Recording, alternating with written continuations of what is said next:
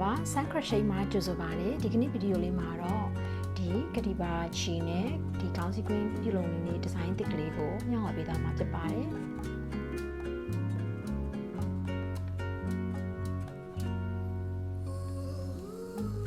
ဒီဒီဇိုင်းလေးကတော့အရင်ပေါ်ပါလှပပြီးတော့ထိုးရတာလည်းလွယ်ပါတယ်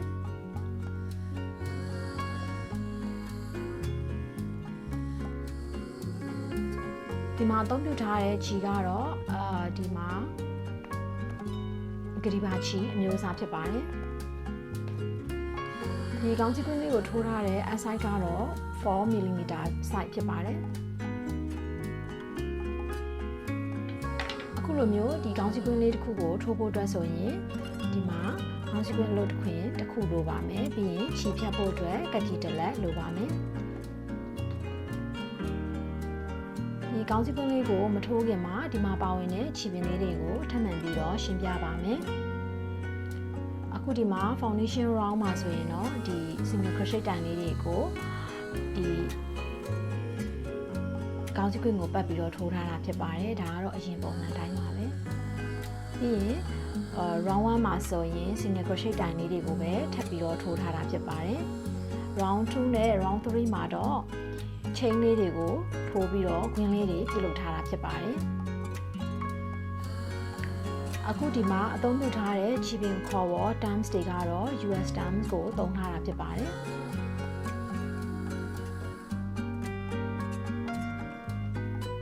ကဲဒါဆိုရင်ခုပဲကောင်းစီကွင်းထိုးနည်းဗီဒီယိုလေးကိုစတင်နိုင်ကြရအောင်ပထမဦးဆုံး slip knot ထုံးလေးကိုစတင်ပြုလုပ်ပါမယ်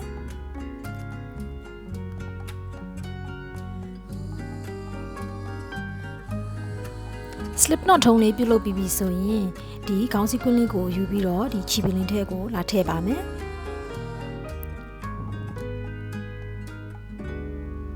ပြီးရင်ချင်းတစ်ပင်ပြုလုပ်ပါမယ်ချင်းတစ်ပင်ပြုလုပ်ပြီးပြီဆိုရင်ဒီခေါင်းစည်းကွင်းကိုပတ်ပြီးတော့ single crochet တိုင်လေးကိုပြုလုပ်ပါမယ်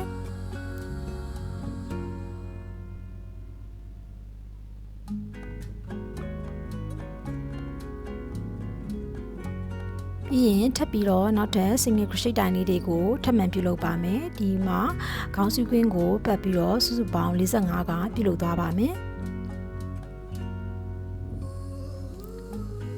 ခုလိုမျိုးခေါင်းစည်းကွင်းကိုပတ်ပြီးတော့တစ်ပတ်ပြည့်အောင်ထိုးသွားပါမယ်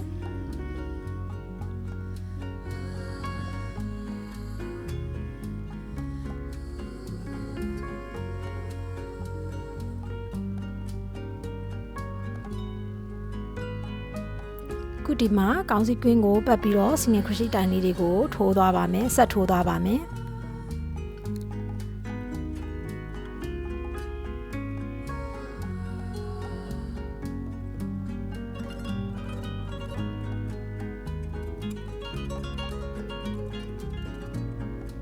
ခုလိုမျိုး45ကပြည့်ပြီးသွားပြီဆိုရင်ပထမအဆုံးပြုလုပ်ထားတဲ့ single crochet တိုင်ပေါ်မှာ slip stitch နဲ့လာပြီးတော့ဆက်ပါမယ်ဒါဆိုရင်ဒီမှာ foundation round ပြီးသွားပါပြီအခုဒီမှာ round 1ကိုပြုလုပ်ဖို့အတွက်ပထမဦးဆုံး chain တစ်ပင်ပြုလုပ်ပါမယ်ပြီးရင်အဲ့ဒီ stitch မှာပဲ single crochet တိုင်တစ်တိုင်ကိုပြုလုပ်ပါမယ်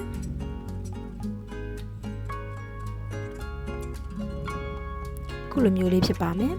ပြီးရင်ဘေးမှာရှိတဲ့ knit stitch မှာနောက်ထပ် single crochet တိုင်2တိုင်ပြုလုပ်ပါမယ်1ပြီးရင်နောက်ထပ်တစ်တိုင်ထပ်လုပ်ပါမယ်နှစ်အခုလိုမျိုး single crochet တိုင်နှစ်တိုင်စီကို stitch တစ်ခုချင်းစီမှာပြုလုပ်သွားပါမယ်1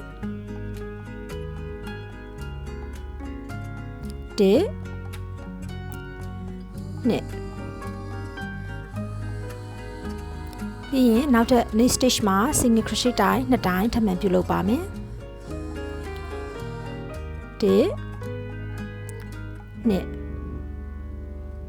ခုလိုမျိုး single crochet တိုင်2တိုင်စီကို stitch တစ်ခုစီမှာတစ်ပတ်ပြုလုပ်သွားပါမယ်ဒါကိုတစ်ပတ်ပြည့်အောင်ပြုလုပ်သွားမှာဖြစ်ပါတယ်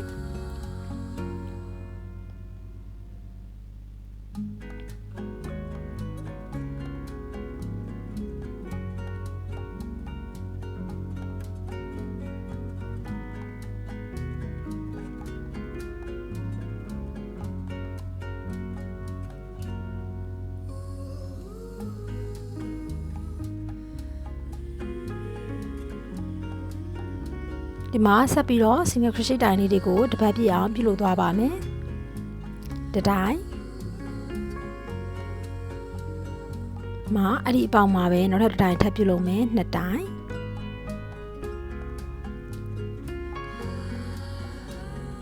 ပြီးရင်နောက်ဆုံးတစ်ပေါက်မှာထပ်မံပြုလုပ်ပါမယ် single crochet တိုင်တစ်တိုင်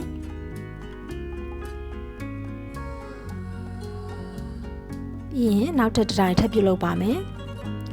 ခုလိုမျိုးပြည့်သွားပြီဆိုရင်ပထမဦးဆုံးပြုလုပ်ခဲ့တဲ့ chain တစ်ပင်ပေါ်မှာ slip stitch နဲ့လာပြီးတော့ဆက်ပါမယ်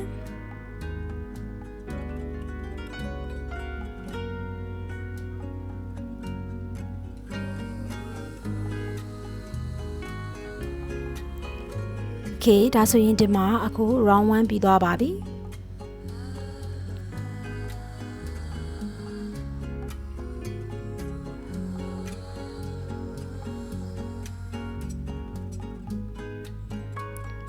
ခုဒီမှာ round 2ကိုစတင်ပါမယ် round 2ကိုစတင်မှုအတွက်ပထမဦးဆုံး chain တစ်ပင်ပြုလုပ်ပါမယ်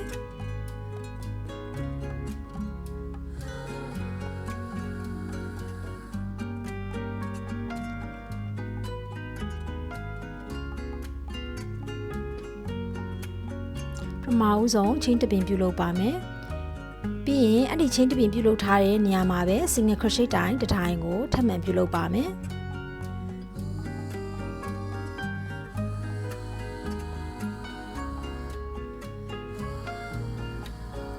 ဒီမှာ single crochet တိုင်တစ်တိုင်ပြုလုပ်ပြီးသွားပြီဆိုရင် chain ၄ပင်ပြုလုပ်ပါမယ်3 4 chain ၄ပင်ပြုလုပ်ပြီးသွားပြီဆိုရင်အဲ့ဒီမှာဘေးမှာရှိတဲ့ knit stitch ကိုကြော်ပြီးတော့နောက်ထပ် stitch တစ်ခုမှာ single crochet နဲ့လာဆက်ပါမယ်ခုလိုမျိုးခွင်းလေးရရှိပါမယ်ပြီးရင်ထပ်ပြီးတော့ chain ၄ပင်ပြုလုပ်ပါမယ်3 4ဘေးမှာရှိတဲ့ stitch တစ်ခုကိုကြော်ပြီးတော့နောက်ဘေးက knit stitch မှာ single crochet တိုင်တစ်တိုင်နဲ့လာဆက်ပါမယ်အခုလိုမျိုး stitch တစ်ခုခြားခြားပြီးတော့ဒီ chain လေးတွေကိုဆက်သွားပါမယ်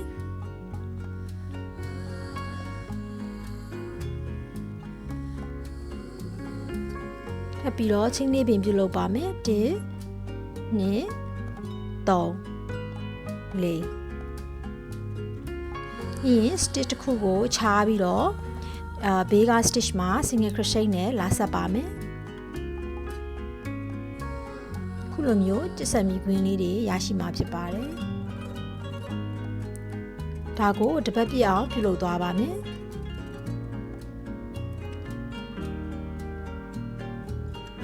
ထပ်ပြီးတော့ chain ၄ပင်ပြုလုပ်ပါမယ်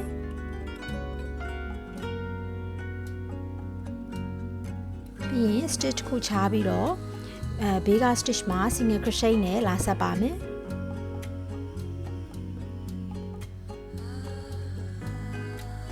ပြီးရင်ထပ်မံပြီးတော့ chain လေးပင်ထပ်ပြုလုပ်ပါမယ်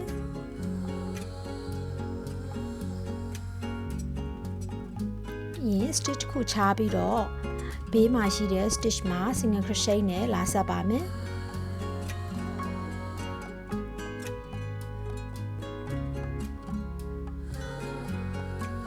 ထပ်ပြီးတော့ chain လေးပင်ပြုလုပ်ပါမယ်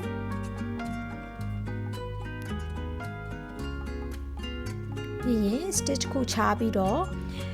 နောက်ထပ် stitch ခုမှာ single crochet နဲ့လာဆက်ပါမယ်ပြီးရင်ထပ်မံပြီးတော့ chain လေးပင်ပြုလုပ်ပါမယ်ပြီးပြီဆိုရင် stitch ခုကိုကြော်ပြီးတော့ဘေးကရှိတဲ့နောက်ထပ် stitch ခုမှာ single crochet နဲ့လာဆက်ပါမယ်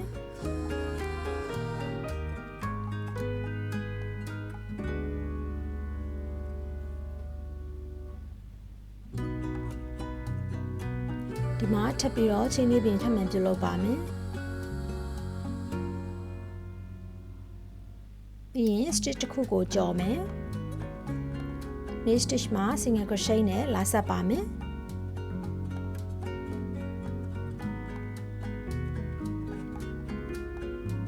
ထပ်ပြီးတော့ chain လေးပင်ပြုလုပ်ပါမယ်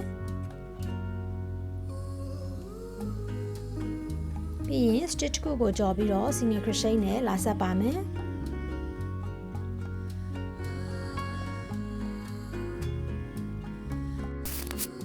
ခုဒီမှာနောက်ဆုံးတစ်ခုကိုပြုလုပ်ဖို့အတွက်ချင်းလေးပင်ပြုလုပ်ပါမယ်ပြီးရင်ပထမအဆုံးပြုလုပ်ခဲ့တဲ့ချင်းတစ်ပင်ပေါ်မှာပထမအဆုံးချင်းပင်ပေါ်မှာ slip stitch နဲ့လာဆက်ပါမယ်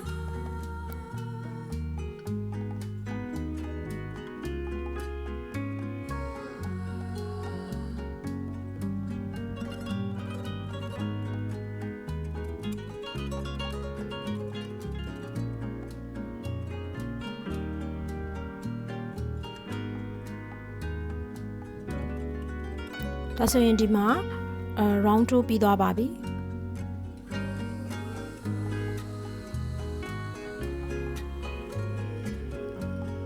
ခုဒီမှာ round 3ကိုစတင်ပါမယ် round 3ကိုစတင်ဖို့အတွက်ပထမဆုံးချိန်2ပင်ပြုလုပ်ပါမယ်ပြီးရင် chain space ပေါ်မှာ chain လေးပင် space ပေါ်မှာ single crochet နဲ့လာဆက်ပါမယ်ပြီးရင် chain လေးပင်ထပ်မံပြုလုပ်ပါမယ်chain လေးပင်ပြုလုပ်ပြီးပြီဆိုရင်ဘေးမှာရှိတဲ့ chain space ပေါ်မှာ single crochet နဲ့ဆက်ပါမယ်အခုလိုမျိုး green လေးတွေရရှိမှာဖြစ်ပါတယ်ဒီမှာထပ်မံပြီးတော့ chain လေးပင်ထပ်မံပြုလုပ်ပါမယ်3 4ပြီးရင်ဘေးမှာရှိတဲ့ chain space ပေါ်မှာ single crochet နဲ့ဆက်ပါမယ်အခုလိုမျိုး chain လေးပင်ပြုလုပ်ပြီးတော့ chain space ပေါ်မှာ single crochet လေးတွေနဲ့ဆက်ပြီးတော့ပြုလုပ်သွားပါမယ်ဒါကိုတစ်ပတ်လုံးပြည့်အောင်ပြုလုပ်ပါမယ် single crochet နဲ့လာဆက်ပါမယ်ခုလိုမျိုးကျက်စံမြေခွင်းလေးတွေဖြစ်သွားအောင်ပြုလုပ်သွားမှာဖြစ်ပါတယ်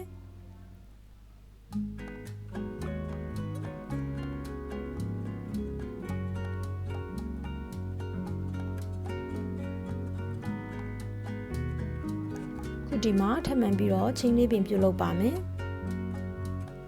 ပြီးရင်ဒီဘေးမှာရှိတဲ့ chain space ပေါ်မှာ single crochet နဲ့လာဆက်ပါမယ်1 2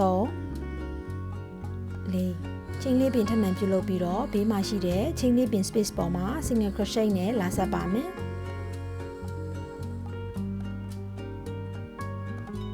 ထပ်မံပြီးတော့ chain လေးပင်ပြုလုပ်ပါမယ်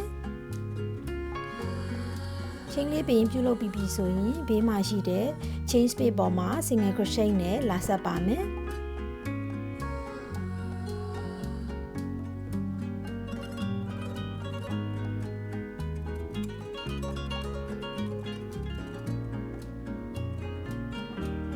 ခုဒီမှာထပ်ပြီးတော့ chain လေးပင်ပြုလုပ်ပါမယ်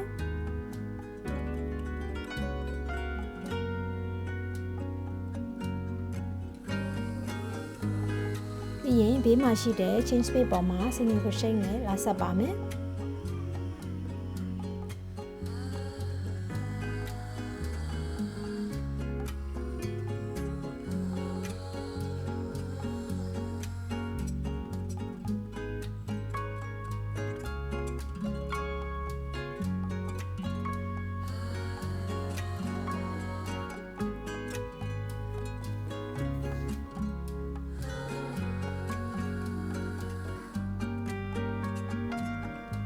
ဘေးမှာရှိတဲ့ chain space ပေါ်မှာ single crochet နဲ့လာဆက်ပါမယ်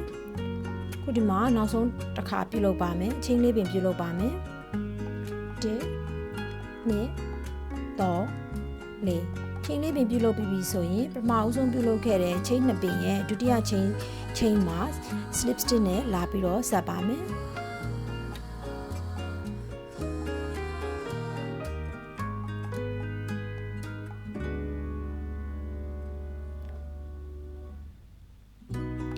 ပြီးရင် chain တစ်ပင်ပြုလုပ်ပါမယ်ပြီးတော့ချီကိုတက်လိုက်ပါမယ်အဆုံးသတ်ပါမယ်